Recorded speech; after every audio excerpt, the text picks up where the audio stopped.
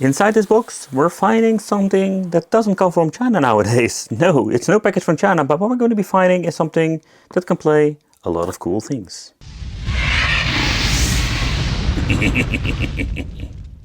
Hey, welcome back. It's awesome that you're tuning in, because in this video, we already mentioned there's not a package from China. What this actually is a custom-made product. And when it comes to the overall performance that we're going to be testing out, we have seen a lot of game boxes, but this is just completely something else. So when it comes to game box devices, this is one of the things that can so far do everything. So we're having over here the Melee Flash wireless sensor or Wiimote sensor bar, and this has to do because we do have the option to play light gun games. We're going to be using light gun games with a Wii remote, but the first cool thing is that they're giving us actually like original remotes, or at least with this kit. And I think that's a positive thing, because the original one, nothing beats like the original remotes. So over here we're going to be having the GameTower R5 Pro complete instruction, and I can tell you this is not like the toilet paper stuff that we've seen before. Great overall explanation how everything works and how you need to set it up. But let's see what we're getting inside. So this thing is custom made. So it also comes with all kinds of cool, let's say 3D printed parts for putting your sensor bar in and stuff like that. So the controller. So this is the first absolutely positive thing, because they're using this, let's say, newer generation controller, but a very good overall, let's say, D-pad. So this is let's say an aftermarket Xbox 360 controller, but when it comes to the overall quality, I think this is one of the best ones I have seen so far.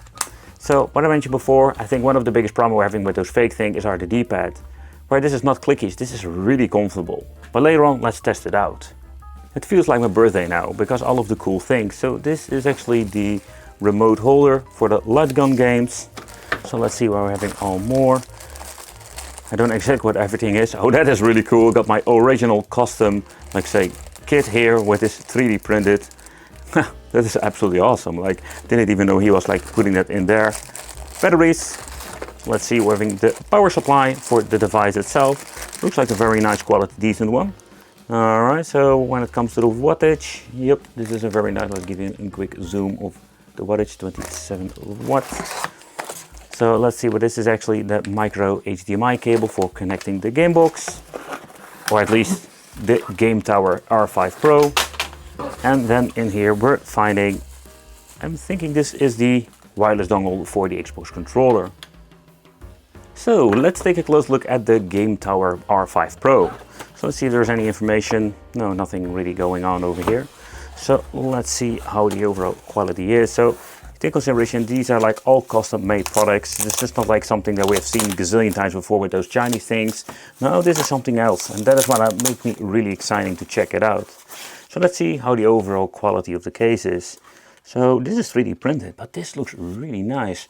As you can see over here, having the GameTower R5 Pro switch, you can actually see the main board in there. At the front we're going to be having 4 USB for the connections, some ventilation, and at the back we're finding the input for the power supply, the 5 volt, and having over here the HDMI mini connection.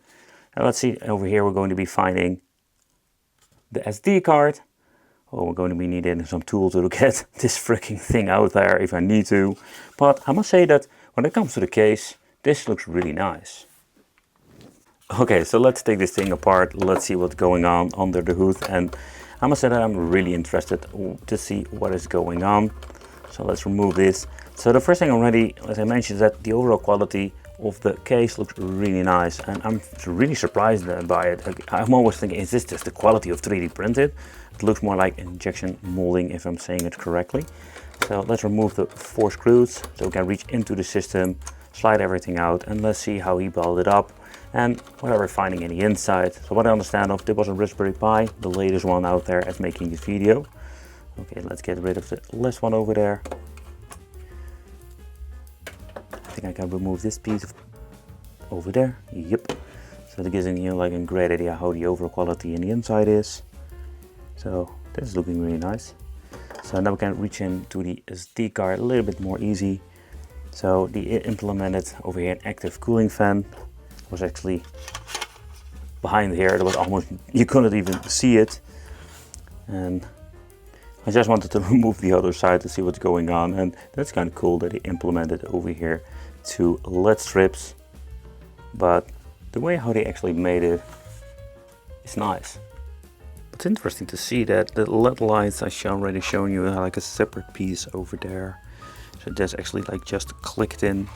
So if you want to do a teardown, normally what is supposed to be the idea that we can just slide this thing out. So we're going to be leaving it in here and we can just slide it out. But something is actually blocking its way.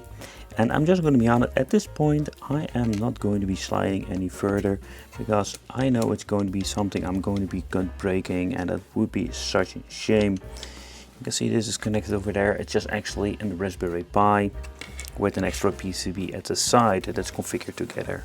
But besides, there is something going on. If I'm going to be sliding out, something is stuck and I can be pushing it, but I'm not going to be doing it. I did ask him like how you need to tear down it, but to be honest, there's nothing much actually to see in it anyway. This is just a Raspberry Pi with things. So we're just going to be leaving it. I'm not going to be breaking it.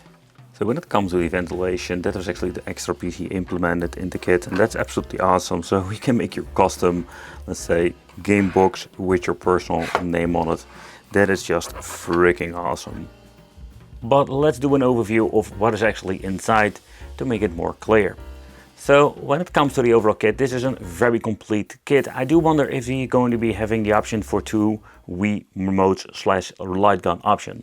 However, in here we're going to be having, first of all, I'm very excited to check this out, the Xbox 360, let's say bootleg, or let's say Chinese edition. And this thing is slightly different of an original one, particularly when it comes to the shoulder buttons, but the D-pad plays absolutely nice. The joystick have like a very cool overall resistance, and the ABXY button are very nice. Next up, we're having an original Wii remote, so that's great that he's going to be giving one of these things. I have a couple of them laying around, so it would be awesome to get myself like another kit, and I need to speak with him if you can just plug and play and fairly easy setup the second player. Of course, the holder, or at least the light gun upgrade for the remote. So the size itself is quite nice, and I must say the sliding effect of this thing is really satisfying. You can see that it's only the simple thing how it works. I think I did a review of the Resident Evil. I think that yeah, the Resident Evil game had similar situation over here. Was kind of cool. So the dongle, it's kind of huge when it comes to the Xbox 360 controller. The system itself, I did a quick overview of everything, but the overall first impression that this is a very nice 3D print and it looks absolutely amazing. The batteries, the remote is of course something that I'm going to be using a lot, particularly when it comes to the remote, this freaking thing. I'm really excited about that. HDMI cable, very glad with the, actually this is the holder you're going to be putting on top of your monitor. Super easy, you don't need to glue everything or whatever. Use these putty clay thingies I'm always using, just guys put it over there. A nice quality power supply. But let's take a closer look also at the manual, because in here we're going to be having all kinds of explanation. I'm going to be reading through. So when it comes to how to change dashboard theme and everything else, everything has been actually like very clearly explained. Over here the Dreamcast multi-CD games and everything, light gun instruction. So compatible with a light gun and everything, how you need to set it up.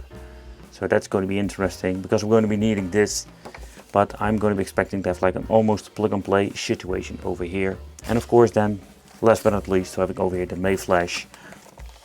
And what I'm very curious about this, and what I understand of this is the wireless version of what's going on, you know, it's, oh, wait, it's confusing. Yeah, wireless, it said like wireless. Oh, with USB, okay, wait, whatever, you know, I'm kind of confused about that. But this, you're going to be putting it on top. They do give you like an original stand, but we're going to be using the 3D printed one. I need to put it over there. Okay, this fits like a glove, that's nice, okay. Well, let's connect everything, and let's see what we're getting. But let's take a close look at the software itself and what we can do with the GameTower. So one of the things I noticed that I was missing a lot of different kind of platforms, particularly 8-bit, 16-bit and some handhelds. So speaking with him, I realized that I have a little bit of an older model when it comes to the firmware and the software itself, and there's already a massive update with many new platforms and new possibilities. However, the 3DO arcade of course are on the new versions too, but I am very glad I am having those here, because I just wanted to see what's going on with systems like PlayStation 2 and GameCube. But what's going on with the overall software? So they did a great job when it comes to adding everything, information, pictures, that seems to be all correct. So one of the things that are different between like this kind of boxes and images and the ones that you can pick up from AliExpress, that the AliExpress are mostly filled and incomplete. So that's one of the positive things when it comes to these particular devices. But again, we're not going to be looking too much into the list, but so far so good. I'm really curious how Jaguar will run, because we have tried that on many different systems and all of them had a problem with it.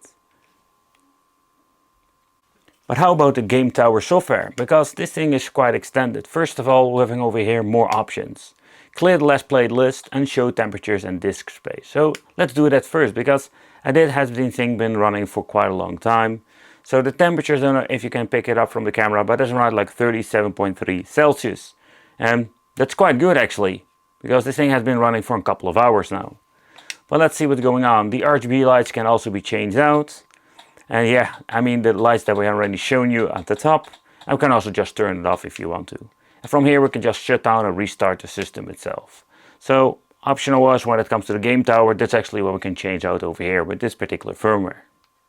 So pressing start, we're having the scraper, sound settings. In here we can adjust the volume too, if you want to do that, like the system value itself. The UI settings, we can check it out, but we're going to be leaving everything as it is. So the game collection settings, if you want to remove or add new collections. Auto settings over there. And configure input, if you want to configure new controllers. But so far, everything is great when it comes to control. So let's check out some platforms and let's see how it overall runs. So let's start off with some N64. A system that we have tried gazillion times on devices that had so many problems. But with the Raspberry Pi 5 and the right configuration, we do have some overall great performance. Way better than those cheap game boxes that we've seen before. But let's boot it up and let's see what's going on with glitches and everything. Blast Corps, one of those games I've played so much and I still love to play nowadays. However, the question remains, how it's configured. Let's see. So the joystick is configured correctly. Let's get in the intro. Normally we had like a lot of glitches going on. So far everything seems to be working like it should be. There's a weird thing going on here with the globe. You can see that's kind of messed up. Okay, let's give it the benefit of doubt and let's check it out how it is with the overall gameplay. That music's so cool. Yeehaw! Howdy how! Oh, minor stutter. Ooh. But so far, no crazy stuff going on. This is running so much better than those cheap game boxes from China that we've checked out. Ooh. So we did have some minor hiccups there and there, but so far.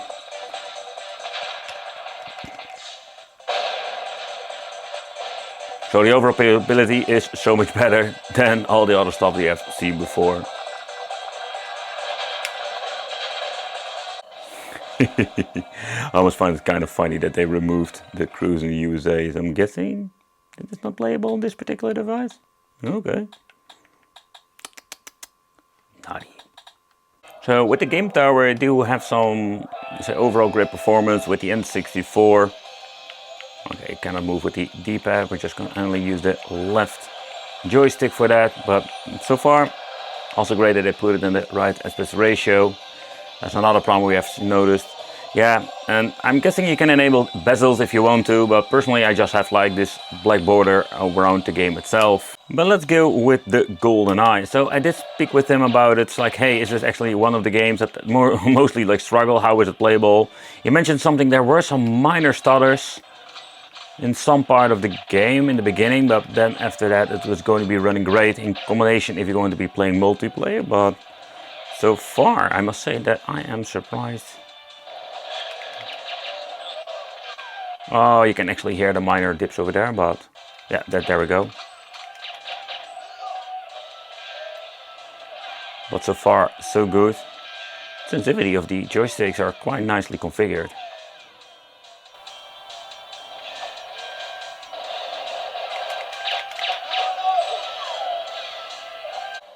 So the GameCube is another platform that is really interesting to check out, because this is something we cannot play on every single device, so that's kind of cool. I think it's one of the new additions. I do wonder if they're going to be using this more on, let's say, newer generation of Chinese boxes. But so far, let's just check it out what's going on. No weird things when it comes to pictures or anything else, or having problems or double games on there.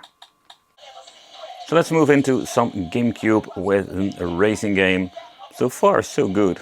So SOR is actually one of those games that are interesting actually, because I have never, let's say, played those games before. They were like after the time of Underground 2. Well, let's see how they will perform. If I can figure out which button or trigger to use, okay. Game's really under some Underground 2 vibes. So formulation is great. The performance of the controller is amazing. Vibration motor seems to be working fine. And GameCube can be just a great platform to play on the GameTower. Ooh. Oh, we got NOS. Whoa, the blur effect's cool. Love it how his arcade / simulation games is. Yeah, it's overall great, man. Yeah, this is cool. I don't actually when the camera picks it up, but this is running, I think, on native resolution and looks kind of blurry. Widescreen and everything. Let's see if there is a save file near. Nope. Oh man, no, I don't want to use the fracking save. Continue without yet, thank you. But when it comes to playing some GameCube games, so far it seems to be working as it's supposed to be. So it is still native resolution, and if you want to have higher resolution with games like these, I think we need to move on into mini PCs, of course. And they can also become very, very expensive when it comes to some of the mini PCs. But then we can actually upscale it to 4K, and if you're going to be getting into high-end stuff, you can go even more crazier than that. Right out of the box. But I think it's also like the game itself that has like a little bit of weird situation what I told you about the title screen and the vibrations. Because the other game didn't have anything of a problem there.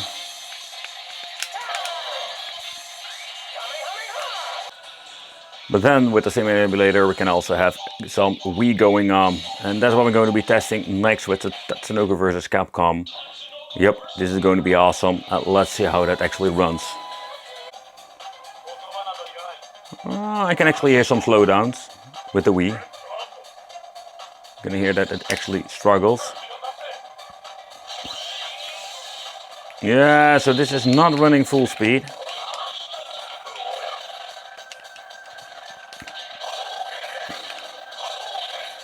No, I think this is not an overall playable experience.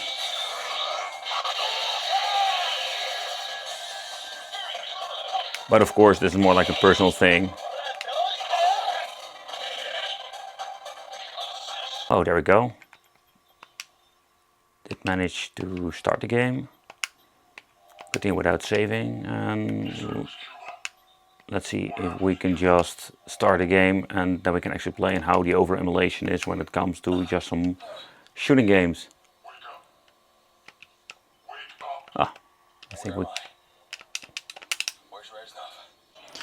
we're gonna get a game, everything seems to be configured correctly. We do have some weird screen tearing going on over there. But so far when it comes to the performance here.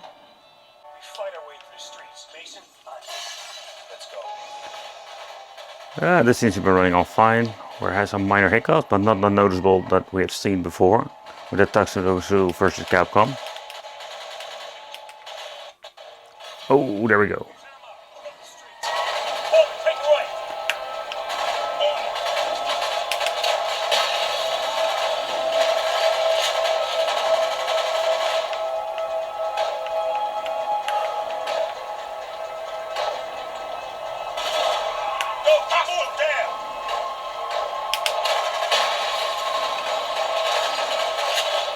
I'm surprised how small the PlayStation 1 list is, but it's noticeable that all of the games are actually on this thing are Wii Mode light gun games, and also here. Okay, that's interesting having here a list, but we also have the list here. Okay, so for PlayStation 1 we're not going to be doing any testing, so let's move to the PlayStation 2 and let's see what's going on over there. Ooh, that's a classic one. So let's tune in to the PlayStation 2.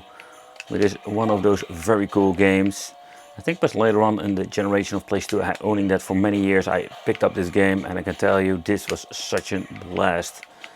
And you can actually like play this together with somebody else. Whenever it comes to the overall performance,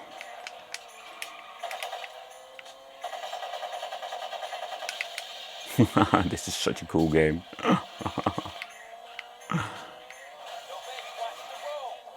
But visual-wise, this game does feel a little bit choppy. Or is it me?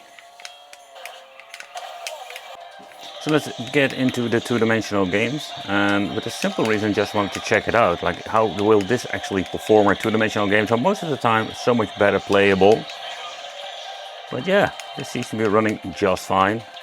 There might be a hiccup there, but it's just cool to actually see that we have the option to just play some PlayStation 2 games on the GameTower. Particularly when you're going to get into the shmups. These are like such an overall cool game just to have on these, let's say, retro game boxes. But throughout the game, I don't notice any weird thing going on. Yeah, I did mess that part up.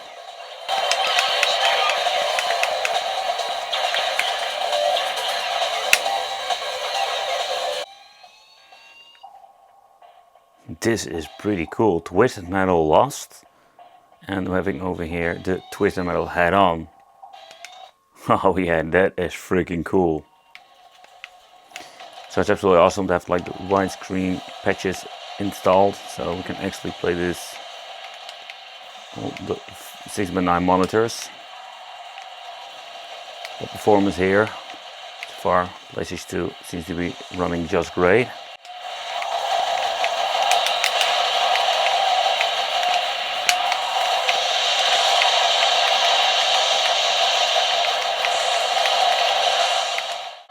I just want to check on a random PlayStation Portable game with WRC. I cannot get into the menu so far. I've been checking in the manual itself, but in the menu I want to check out how is the overall resolution. Of course, see if we can do a little bit of upscaling. But I think it's going to be running on native resolution. Don't see some weird thing going on. Analog stick and the D-pad are both configured correctly. So the GameTower is able to play some PlayStation 1. Did I just seriously got stopped by just a freaking trash can or what? What the heck is that? It's a scooter! A pixelated scooter. Need for Speed Rivals is such a cool game too. Where WRC, I didn't really play that just later on the many different devices. Let's see if we can find an OS on here. Oh, there we go. I said Need for Speed, I played that game so much. Underground 2 on the PlayStation 2, and then later on the PSP, I completely finalized that game. The only downside, I always feel that this particular game was more a little bit on, let's say, basic edition compared with the PS2. But still, it looks amazing. On the big screen too, I'm kind of surprised. PlayStation Portable, we have seen this system on so many, let's say, Pandora's boxes, cheap game boxes that cost like a penny what these things costing, but most of them had a lot of problems. With this Pi5 in the inside, that's absolutely cool, because you can see that the overall performance is great. I do actually wonder how it is when it comes to, let's say, the more demanding, but I think we've reached the point that we can actually play those games without many crazy, let's say, things going on. So far, all the games I've been testing out are having not a lot of problems when it comes to the PlayStation Portable part. So I think that is absolutely cool.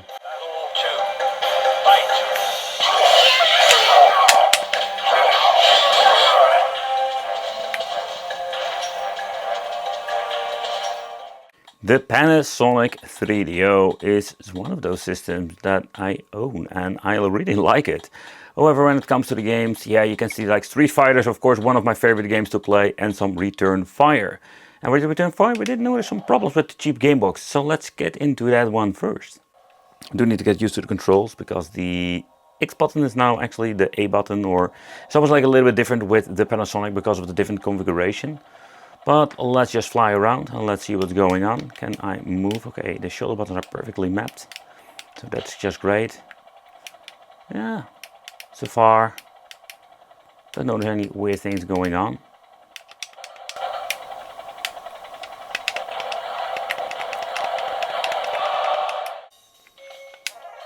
And with the 3DO working great with Return Fire, I don't expect any problems when it comes to some two-dimensional games too. But still, let's do a quick try with my favorite Street Fighter game actually. I always love to play it on the CRT with my Capcom controller. But no, this is not going to be a problem. Also a great test for the controller at the same time. And I can tell you, for fighting games, it's going to be just fine. Of course, nothing beats my original controller of the Capcom that I'm using for the 3DO all the time. Oh crap, I don't know which are the buttons. No, I don't know. I got my ass kicked. Another system I have no personal connection with is the Atari Jaguar. Yep, I do also have an original one. And at this point, you know, yeah, I don't know, man. Let me know in the comments, did you ever own one of these systems? Let's go with some adventures or fantasies with pinball fantasies. Don't you love those old pinball games that make no sense whatsoever? You have to choose how many balls we're going to be playing with.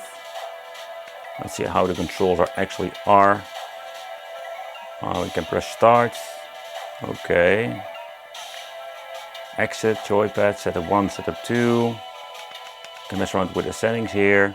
Can press start. Okay.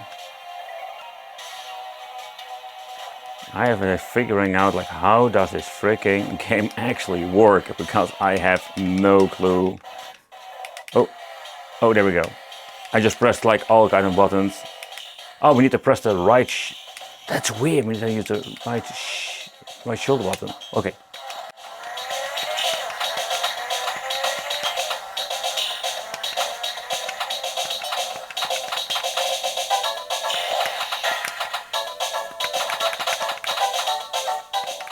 But where I did notice some white lines or some weird things in the beginning of the title screen and getting into the game, you don't really notice any weird things going on. Man, those pinball games were kind of cool. Love the music. There would be one I should try on my original Sega, I would say Atari Jaguar. Old school, Wolfenstein, but whoa, the glitches and it crashed. Yeah, okay. That's going to be the next game. So then let's take a close look at Alien vs Predator. And this is one of those very strange glitching lines I was mentioning about in the pinball game. But doesn't matter, that doesn't spoil the fun. Let's see what's going on when it comes to the game itself. Going to be choosing the Marine. And you can actually see sometimes it's going to be actually like getting rid of the very strange, the very strange line at the side, but yeah, okay, that seems to be fine. Yeah, so far, no problems, weird things going on. It's kind of creepy game, if you ask me.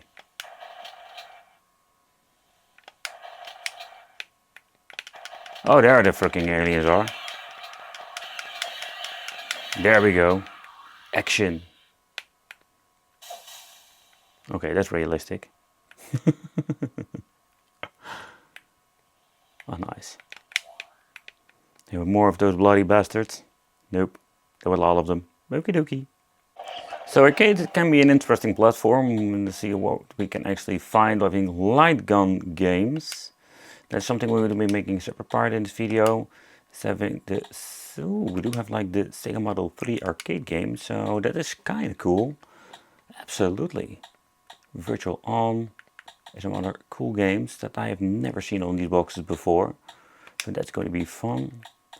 We have some other basic games. We even have Killer Instinct 1 and 2 on here. There's something also new with Tekken MAME. And actually we do have like the more demanding games now. So that is interesting for testing out the arcade part. So Killer Instinct on the GameTower is pretty cool because normally we can only play that on an Xbox Classic or a more demanding mini PC with Baltasera installed on it. Wow, the game didn't even start and she was already kicking my ass. So yep, that is absolutely a very cool new addition. And In my opinion, that makes this absolutely a very cool arcade box, because that is one of the games like this Killer Instinct I have not really seen before, beside the option already mentioned before. But let's reset to Killer Instinct 2. So let's get my ass kicked again, but this time Killer Instinct 2.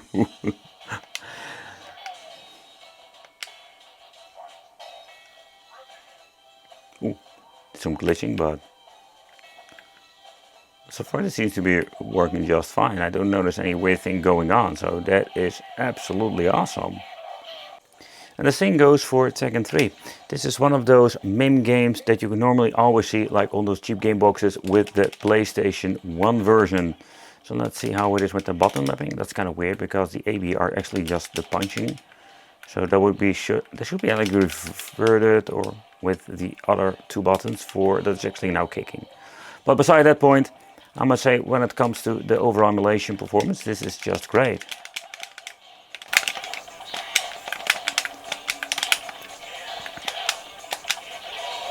And of course we do have all kinds of different cool games that we actually can play on many other systems.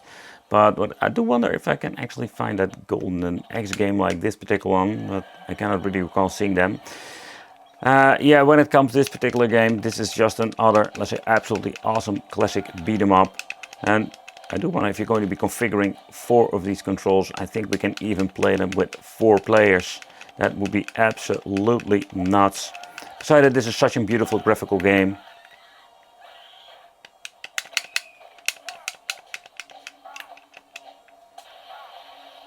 Particularly when you're going to be looking at the cutscenes. Man, this looks so much better than the original Sega. So let's move into the Sega Rally 2, and with many other Sega systems. So let's start off with the arcade. It's a little bit of a downside that we do have the windowed screen situation. Let's go with the Subaru Impreza. Subaru, let's go. The legendary car.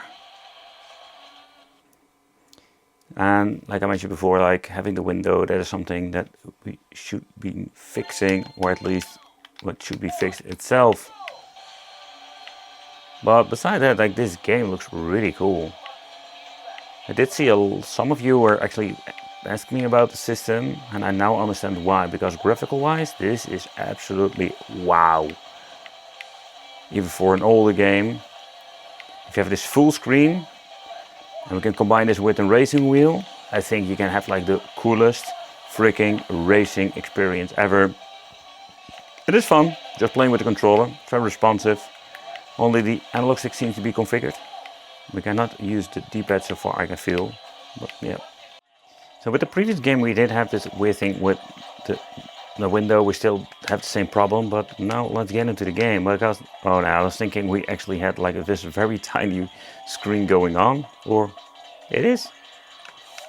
Yeah, this is kind of weird, but Spike Out is one of those beat 'em ups. And I love beat 'em up. Oh, there we go. We can do a full screen now, or at least extreme widescreen with massive lag bars. But it's more like there's some cool beat 'em up. Okay.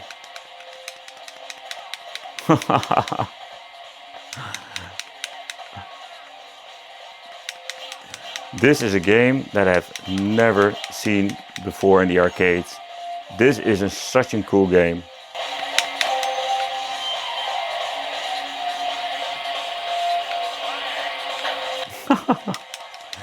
Okay, this is something new. Got some really nice fighting moves.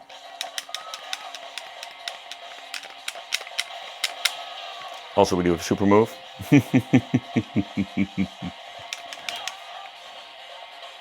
Going to be having some Sega Dreamcast time now, but you can actually see the random list that we're going to be using separately later on with the Wii mode, where we have a couple of games like Confidential Mission. Oh man, that's such a cool game. And House of the Dead 2 and Virtual Cop 2. Nice. The widescreen also has been enabled with the Dead Alive, and let's see what's going on. It is going to be an overall fun experience. So we do have like a lot of different, let's say, devices that can actually play some Dreamcast now, but let's see how this will perform. Are the controls mapped correctly? Okay, there's it. But so far, no hiccups, no weird things going on.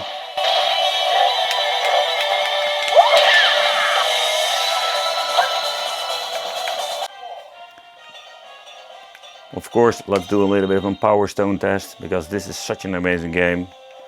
Where I was like played Smash Bros. When I noticed this game, I was sold. It's kind of fun fact, I actually started with Power Stone 2. And they also released it on the PlayStation Portable, where I actually bought it again. Because I just wanted to play the games again, because back in the day when I had the PlayStation Portable, I didn't have a Dreamcast anymore. So what I love about this controller, the D-pad is amazing. Also a nice overall joystick. Collecting the stones, getting ultimate power. Let's go! Oh yeah. So you can actually do those super moves. Such a cool thing.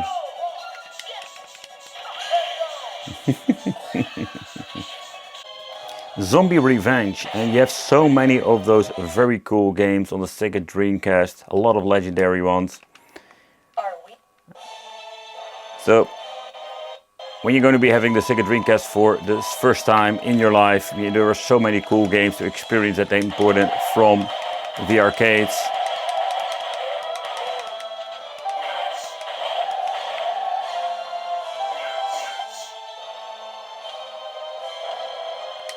Interesting concept. This is one of the games that I actually noticed throughout these game boxes. But so far, Dreamcast emulation seems to be working perfect, flawlessly. You know, there was actually, by the way, a zombie with a fucking machine gun or something, or like a grenade launcher. Oh wait, it's a shotgun. I'm on fire. How can I grab the gun? Oh yeah, hasta la vista. Holy crap, that guy needs like a lot of bullets. Okay, I personally prefer just the normal light gun. Why is the freaking handgun like 4 times stronger than a shotgun? That makes no freaking sense.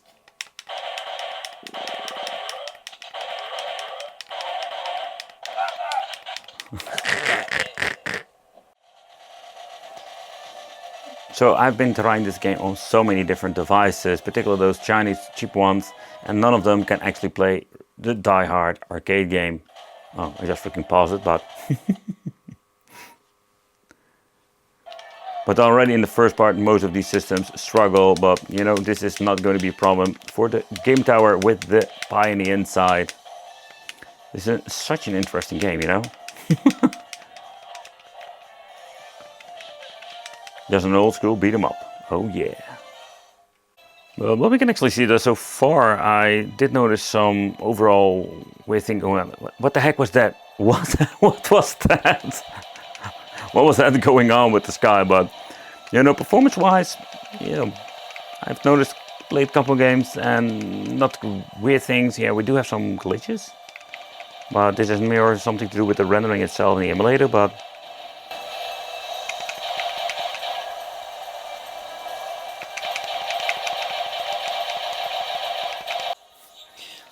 so Sega Saturn, it's not going to be a problem at all. The only thing I do need to figure out is like how to accelerate.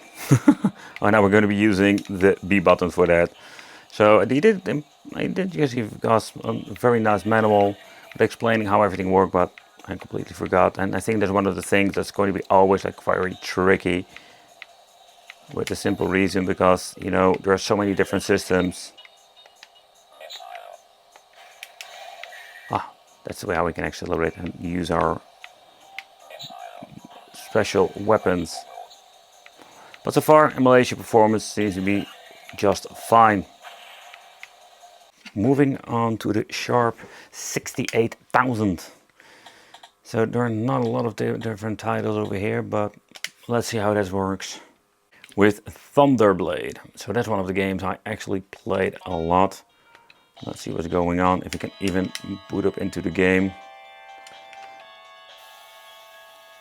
I can still vaguely remember this playing on the Sega Genesis, but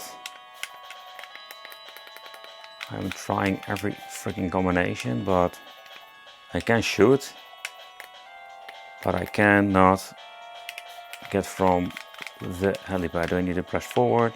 Oh, there we go. Jesus. But you know, this is interesting because I can remember that game was completely different when you're going to be looking into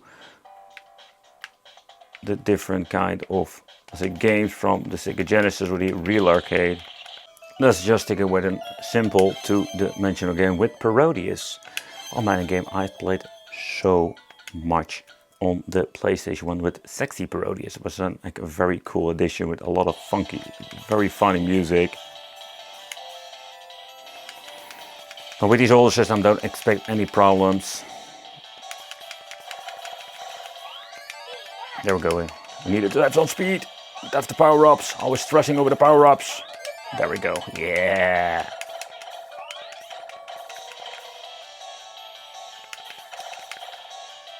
But no problems whatsoever here.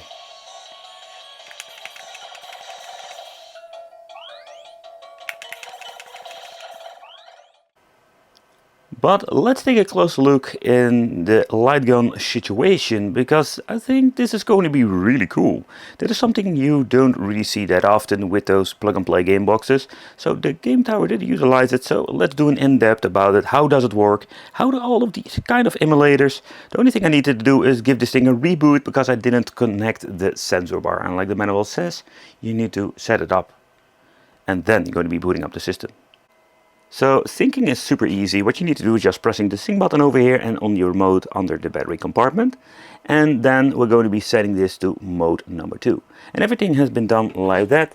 We're ready to go and we can just play. So let's check out the overall emulator. Let's boot up the remote because we actually synced it. And we can actually move into the certain system.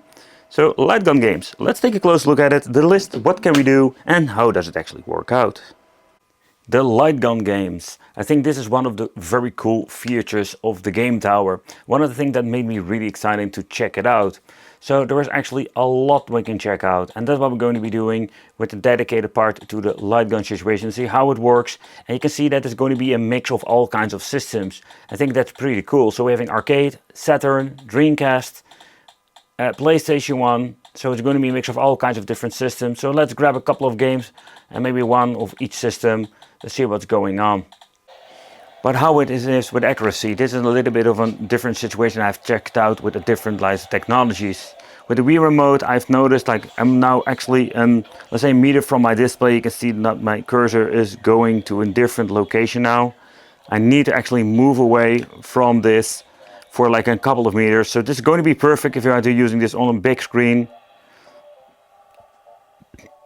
But let's get into the game. Let's the haunted house. Ooh, I can see actually that it does stutter. But let's grab myself a second micro for the audio of the game itself. So let's use two microphones. One for actually just talking, another one for getting into the gameplay itself and giving you a little bit more audio. I have no idea how to reload. Oh, there we go. Oh, that was convenient. So we're going to be using the A button for shooting. So when it comes for just the overall accuracy, I must say that I don't have any problems.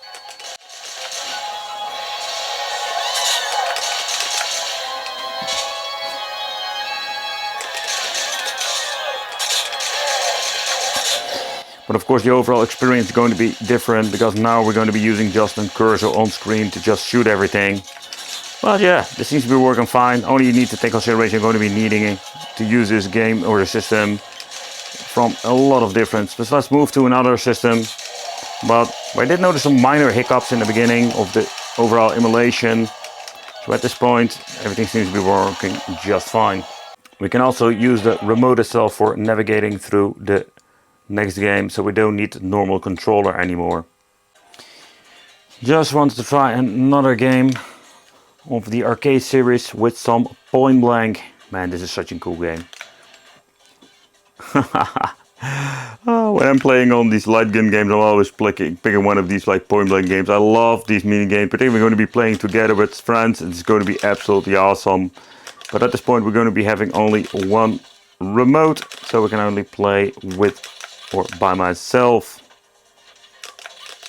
But so far the cursor is going to be of course a different way I play. Without cursor it's going to be of course more fun.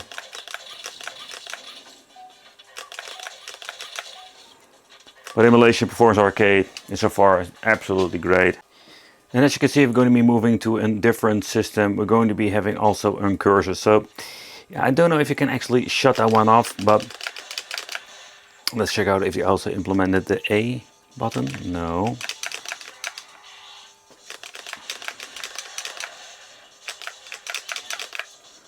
So let's see how I can actually reload over here. So yeah, the thing is with the reloading, if you're getting off screen, I'm not the biggest fan of this. Let's see if I can actually shoot off screen. And that part works, okay. I do love it that we actually have a little bit of a rumble function going on. But yeah, getting out of the screen, you need to actually have your remote fully. Like I'm not like pointing to the sensor bar, but now the part of reloading, I'm not really a fan of. I just rather have like a button, because with this technology I do struggle big time as making this video. So now we need to reload. Now let's see if I can actually use a different button for that. Now we need to of course continue first.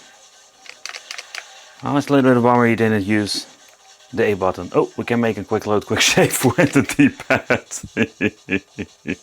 Confidential mission. There we go.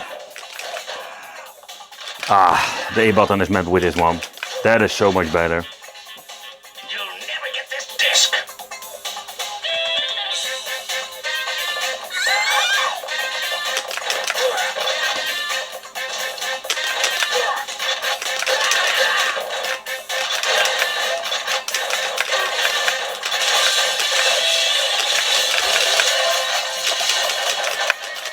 Oh!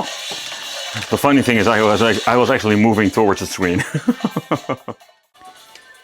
So moving on to the Sega Saturn now. Let's see what's going on with this. Can we just... wait, what? I have no idea what just happened, but... Ah, there we go. I was thinking like, well, where's my cursor, man? Do I have like no cursor with this? But nope. What's actually going on now is that sometimes you need to get actually the connection going on with the Wii remote. Can I reload with A? Yep, great. That's great. But also emulation performance, we tested out with the normal guns. There's no going to be a problem with the light gun games too. We still do have like the flickering because this game was actually made for a CRT. Wow, already messing it up.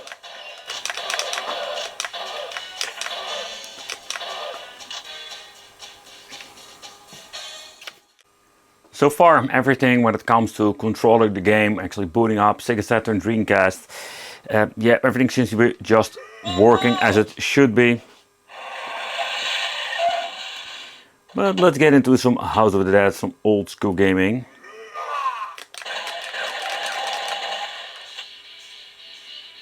Okay, that seems to be...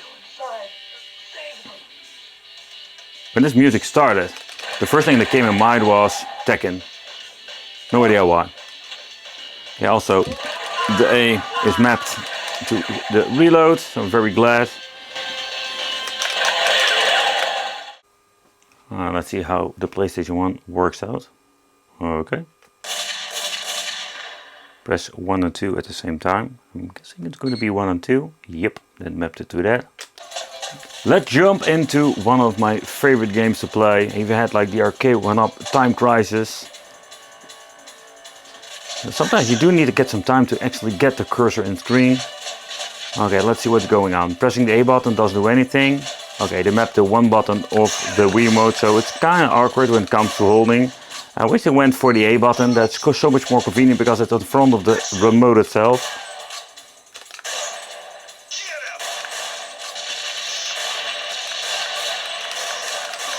But it is fun.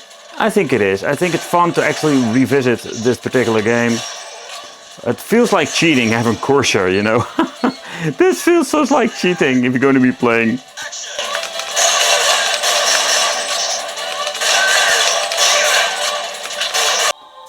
Then PlayStation 2 light gun gaming. Well, let's see what's going on. So we don't have a cursor, so far I can see. Let's get in the arcade. So I'm guessing you can actually shut down the cursor itself, but you know, that is all up to you. It would be fun to actually find out how you can do that. Because I think like gaming, of course the cursor will have like a positive side, but the simple fact is that when you're going to be checking out if you can actually have the cursor or something going on, because I did know that there is a little bit of delay if you're going to be getting the remote back in screen. Sometimes you need to adjust itself, and that part is a little bit of a downside, but let's see how this actually plays. We don't have a cursor, so let's see how accurate it is.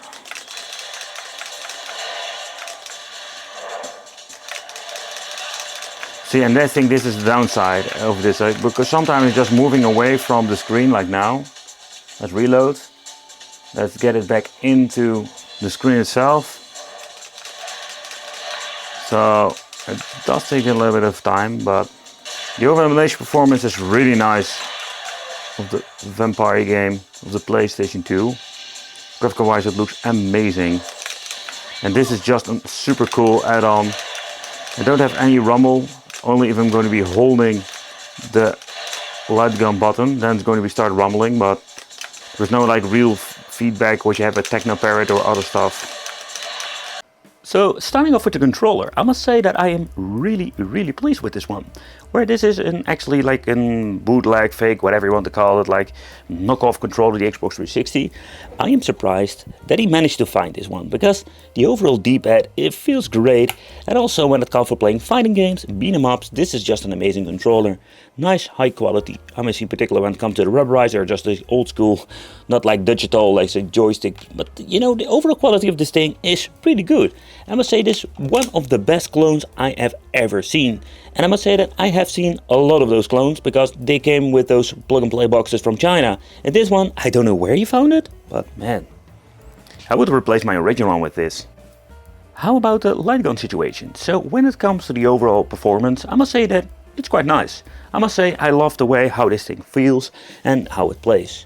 However, this is not comparable with like in Gunfire R, Retro Shooter, Sinden. It's like completely different. It's some old school stuff.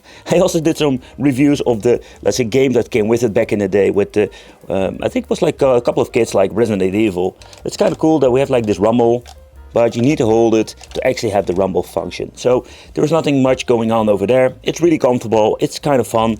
We do have this score share, like this cheating way to play. And of course the technology is some really basic old school that I've seen many times before. I think it's absolutely a fun extra edition. And I must say that I'm going to be looking into playing with light guns. If you just want to have something for that particular light guns, I think there are actually better options out there. I think you need to see this thing like an extra of the whole system, if you know what I'm meaning. It's like a fun thing to play games and just play a couple of them with the Wiimote or the light gun in this way. But after the review, I am still excited about it. However, it comes with a lot of, let's say, restrictions when it comes to some parts. If you're going to be comparing this with a mini PC. With the mini PCs we can do so much more, of course, with Battlesera and even on the Windows. But this is more like this plug and play kit that you can actually buy. You can buy it and you can just have a lot of fun with it out of the box.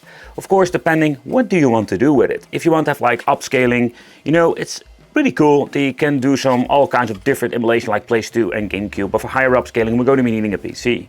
Controller wise, this you can just plug in every same kind of controller, but I understand of configure them and you can just play. So you're not like really, like say, bound to one particular controller. Already mentioned before, the light gun is absolutely a super cool addition to this overall kit, making it very unique.